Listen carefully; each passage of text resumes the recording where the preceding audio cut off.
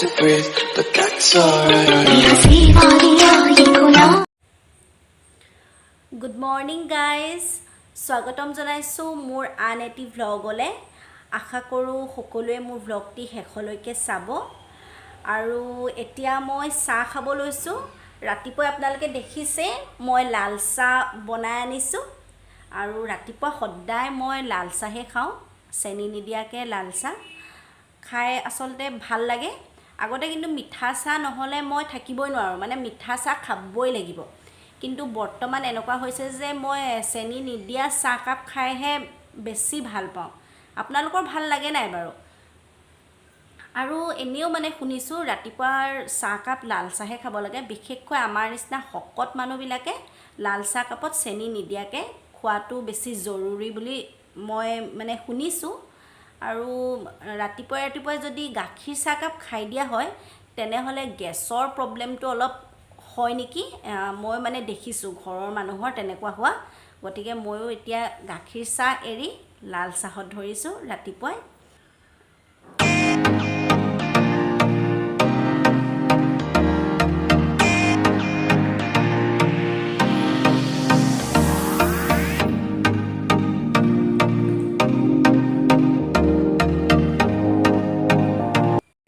তেতিয়াহ'লে ব'লক আজিৰ ভিডিঅ'টো এনেদৰে আৰম্ভ কৰোঁ। এইফালে চাওকচোন, ইমান বৰষুণ। বঙাইগাঁৱত অকল বৰষুণেই দি থাকে, কাপোৰ কানি একো এটা নুশুকায়, অকল খালি বৰষুণ বৰষুণ বৰষুণ। আজি মই গা পা ধোৱাই নাই এতিয়ালৈকে, প্ৰায় চাগে 10:30 11টামান বাজিলে। ব্ৰেকফাষ্ট কৰিলোঁ। ব্ৰেকফাষ্টত আজি এনেই সাধাৰণ আছিলে, জলপান খালোঁ আজি, আপোনালোকক নেদেখালোঁ আৰু। এইফালে আপোনালোকৰ আগফালে লৈ আনিছোঁ বস্তু এটা দেখাবৰ কাৰণে, চাব দেই। এইডাল চাওকচোন, ইমান ধুনীয়া লাগিছে ন মনি প্লেণ্ট। এইডাল মোৰ ভাগিনজনীয়ে তাৰে যত্ন কৰে, মানে একেবাৰে ধুনীয়াকৈ মুচি কাচি পাতবিলাকলৈকে মুচে আৰু একেবাৰে একদম প্লাষ্টিকৰ নিচিনা হৈ থাকে সেইকাৰণে দেখাত। আৰু এতিয়া ভাবিছোঁ যাওঁ গা ধুওঁগৈ। ঘৰত হোৱা হ'লেতো মই প্ৰায় 6টা 6:30 7টা বজাত গা পা ধুই ৰেডি। এতিয়া আৰু লোকৰ ঘৰত আছোঁ, মানে বা ঘৰত আছোঁ, বঙাইগাঁৱত আছোঁ। আপোনালোককতো কৈছোঁৱে নে, ইয়াত আৰু অকণমান ভাল আৰু দেৰিকৈ গা চা ধুলেও হৈ যায় আৰু। আৰু মোৰ এনেও বিয়া হোৱা বেছিদিন নাই হোৱা। আপোনালোকক সকলো ক'ম, আগলৈ যদি ব্লগবিলাক আপোনালোকে চাই থাকে মোৰ, তেতিয়াহ'লে আপোনালোকে চব গম পাব। ব'লক তেতিয়াহ'লে মই এতিয়া গা চা ধুই আজৰি হওঁ, তাৰপাছত আপোনালোকক দেখুৱাম মই আজি কি বনাম, স্পেচিয়েলি কি বনাই মেলি দেখাম আৰু আজি আপোনালোকক। ব'লক ভিডিঅ'টো তেতিয়াহ'লে কণ্টিনিউ চাই থাকিব। হেল্ল' গাইজ, মোৰ গা চা ধোৱা হৈ গ'ল, পূৰা আজৰি হৈ গ'লোঁ এতিয়া।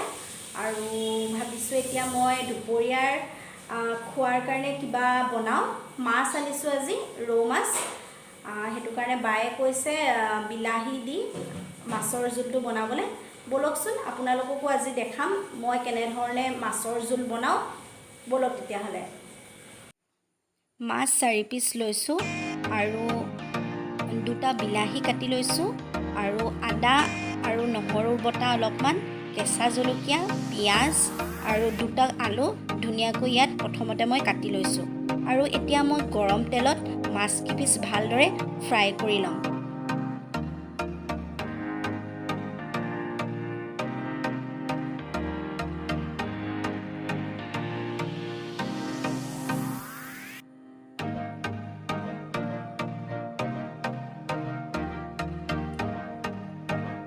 মাছকেইপিচ ভালদৰে ফ্ৰাই হোৱাৰ পাছত মই সেইখিনি তেলতে অলপমান পাঁচফোৰণ দি লৈছোঁ।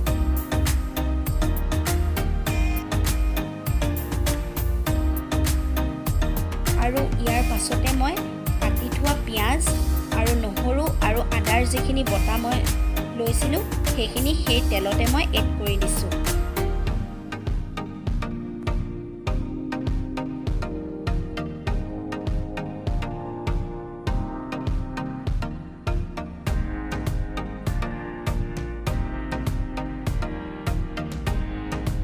এইখিনি অকণমান ৰঙচুৱা বৰণ হোৱালৈকে ফ্ৰাই কৰি লৈ মই তাতে কাটি থোৱা আলুকেইটা আৰু কাটি থোৱা বিলাহী লগতে কেঁচা জলকীয়া গোটেইখিনি এড কৰি দিছোঁ।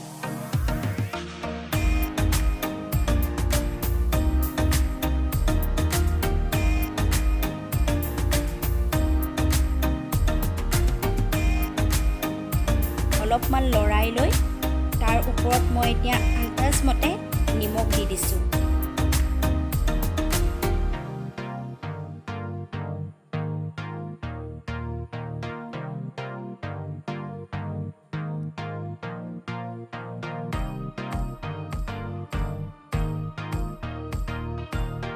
আৰু আন্দাজ মতে অলপমান হালধি দি দিছোঁ। ইয়াত মই আৰু বেলেগ কোনো ধৰণৰ মছলা ব্যৱহাৰ কৰা নাই। মাছৰ জোলত মছলা দিলে বৰ এটা ভাল নালাগে। যদিহে মাছৰ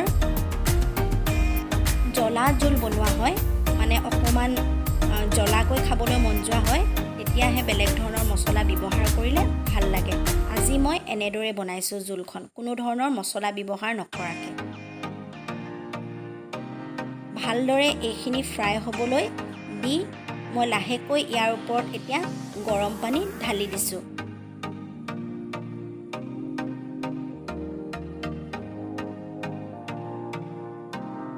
গৰম পানীখিনি দি ভালদৰে এইখিনি উতলিবলৈ দিছোঁ।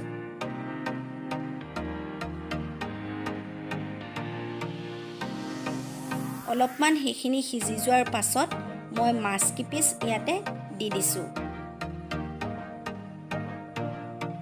মাছ কিপিচ দি মই প্ৰায় 5 মিনিটমান আৰু অলপমান দেৰি ইয়াত ৰাখিছোঁ, যাতে মাছৰ জোলখন খাবলৈ সোৱাদ লগা হয়।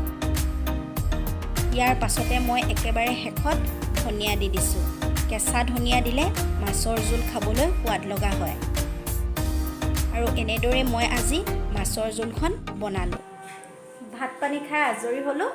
আজৰি হৈ এতিয়া এয়া বহি আছোঁ, মানে চিনেমা চাই আছোঁ টিভিত। আৰু এয়া মোৰ ভাগিনজনী। কৈ দিয়াচোন আজি মোৰ বনোৱা কেনেকুৱা লাগিলে খাই? আজি বহুত টেষ্টি হ'ল মাছৰ আঞ্জাখন। পুৰা টেষ্টি ন? বহুত পাৰিছোঁ ন মই বনাবলৈ? পাৰিছে। সেয়া আগতে নোৱাৰিছিল, এতিয়া পাৰিলে।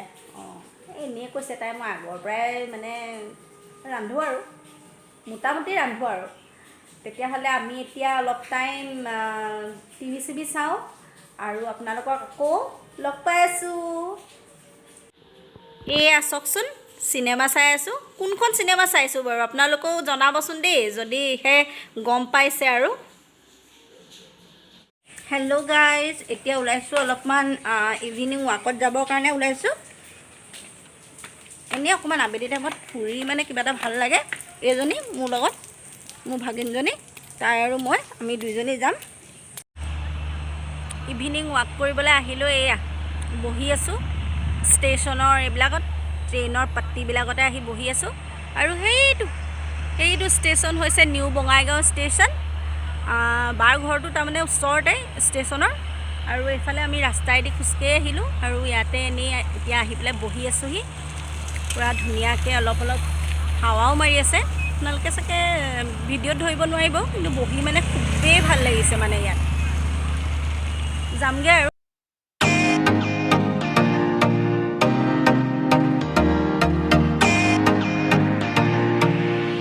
আমি দুজনী খোজকাঢ়ি আহি আছোঁ। হেল্ল', পূৰা খোজকাঢ়িছোঁ আৰু দুইজনীয়ে।